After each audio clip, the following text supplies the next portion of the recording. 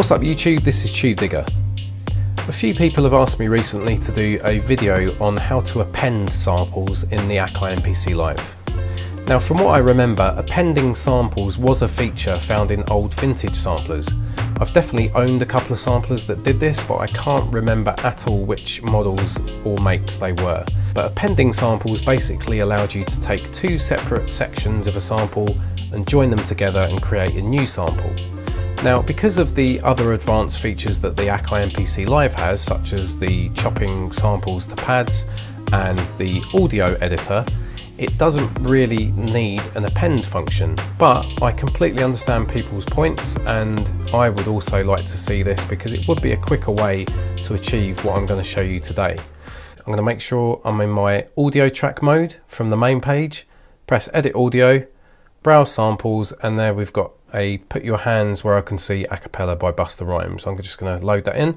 I'm not going to play that back. I assume all of you know how amazing that track is. There you go.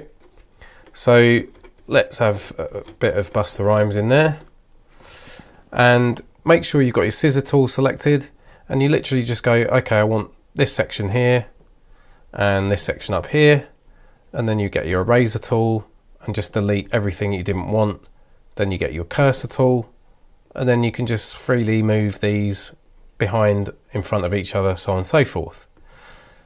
Then it's just a simple case, once you've got them exactly aligned where you want them, go back to the main page and then press your pencil, which will give you your sequence edit menu, and then you would bounce that to a sample. So let's now go to menu and sample edit,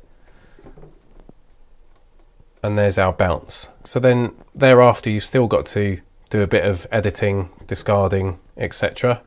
As you can now see, it would be handy to have some kind of append feature in the dedicated sampler, because we've still got all our process functions here that we could use, but we can't obviously use them alongside, you know, taking those two sections. We've got to make that new sample out of the audio track and bring it back into the sampler to then further process it.